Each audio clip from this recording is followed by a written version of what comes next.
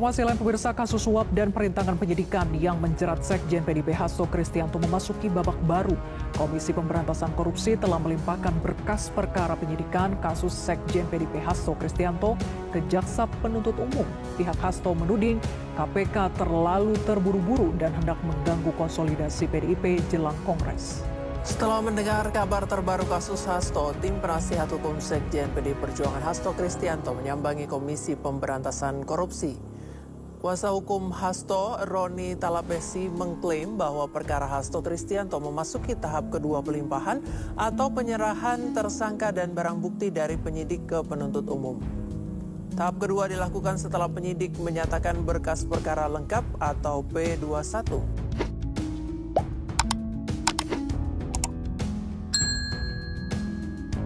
Kecurigaan kami yang selama ini kami melihat bahwa unsur politisnya sangat tinggi, dan pada persidangan Senin kemarin kami melihat bahwa KPK tidak hadir ini untuk menguatkan kecurigaan kami bahwa ini kasus Mas Hasto Kristianto ini sangat kental dengan nuansa politis.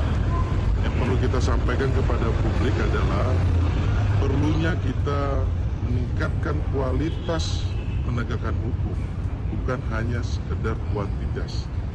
Dan perlu kita sampaikan kepada publik penghormatan kepada status seorang tersangka yang belum divonis adalah asas praduga tak bersalah.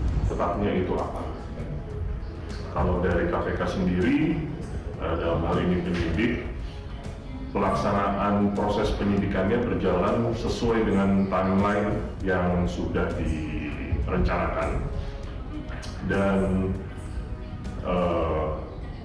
sebagaimana rekan-rekan ketahui, beberapa kesempatan yang lalu saya maupun Direktur Penyidikan juga menyampaikan kepada masyarakat melalui rekan-rekan bahwa proses penyidikan dan pra-peradilan itu adalah dua hal yang berbeda.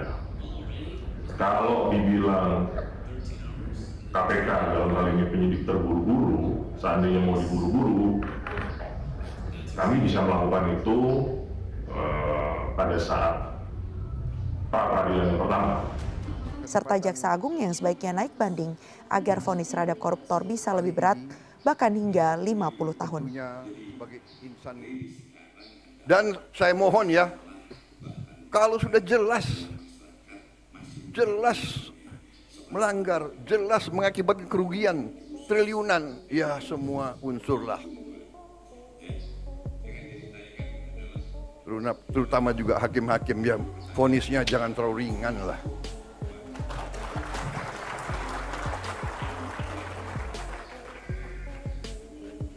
Nanti dibilang Prabowo nggak ngerti hukum lagi. Tapi rakyat pun ngerti, rakyat di pinggir jalan ngerti. Ngerampok triliunan, kalau triliunan, ratusan triliun. Vonisnya sekian tahun. Nanti jangan-jangan di penjara pakai AC, punya kulkas, pakai TV. Tolong Menteri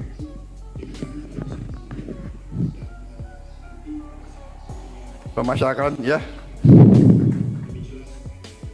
Jaksa Agung naik banding nggak? Naik banding ya? Naik banding. Vonisnya ya 50 tahun begitu kira-kira itu. Informasi tersebut didapatkan Roni melalui aplikasi pesan dari pihak KPK. Sementara tim penasihat hukum Hasto telah memasukkan surat untuk saksi yang meringankan di tingkat penyidikan untuk kliennya dengan menghadirkan 3 ahli dari berbagai universitas. Direktur Utama Pertamina dan jajarannya hari ini menyambangi Kejaksaan Agung. Pertamina mengaku datang untuk menyampaikan dukungan kepada Kejaksaan Agung dalam upaya bersih-bersih di Pertamina.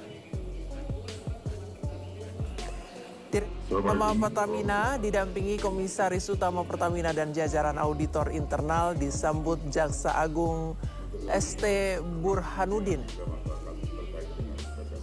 Dirut Pertamina yang baru dilantik pada November 2024 lalu mengaku bahwa peristiwa ini menjadi momentum introspeksi Pertamina dalam upaya meningkatkan tata kelola perusahaan ke arah yang lebih baik, sekaligus memberi laporan hasil uji lab terkait spesifikasi BBM saat ini.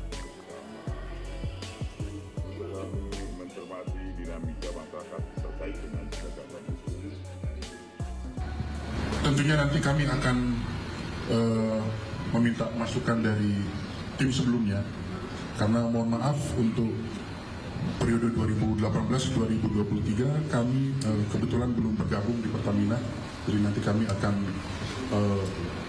mengecek nanti informasi yang ada di Pertamina.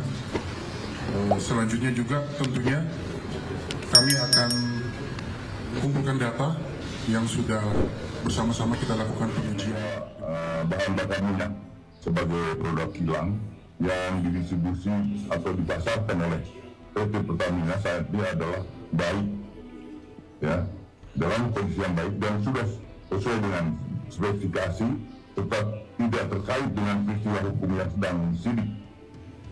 Karena bahan bakar minyak adalah barang habis pakai dan jika dilihat dari sisi lamanya stok kecukupan BBM yang bersekitar antara 21 sampai 23 hari, maka BBM yang dipasarkan pada tahun 2018-2023 tidak ada lagi stok di dalam tahun 2024. Artinya yang kita sidik tetap sampai 2023. Ini tidak ada kaitannya. Artinya lagi spesifikasi yang ada di pasaran adalah spesifikasi yang sesuai dengan yang ditentukan oleh Pertamina. Sebelumnya untuk membuktikan kualitas BBM yang dijual di pasaran, Direktur Utama Pertamina Simon Aloysius Mantiri menggelar inspeksi mendadak di sejumlah SPBU di Jakarta. Ingin memastikan kualitas BBM yang dijual kepada masyarakat sesuai standar yang ditetapkan oleh Pertamina.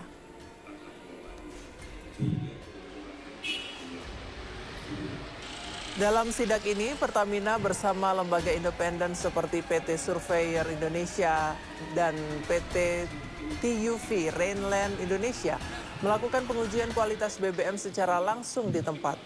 Pengujian dilakukan di salah satu SPBU Pertamina, Jalan Gatot Subroto dan Jalan MT Haryono.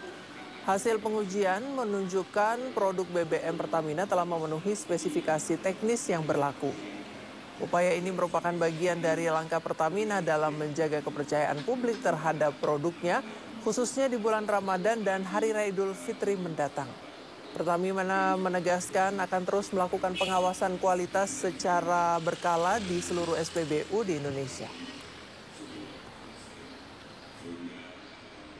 Selain kami juga melakukan uji berkala oleh Lemigas, kami juga turut bekerja sama dengan independent surveyor yang sudah ada, antara lain dari TUV dan juga dari Surveyor Indonesia.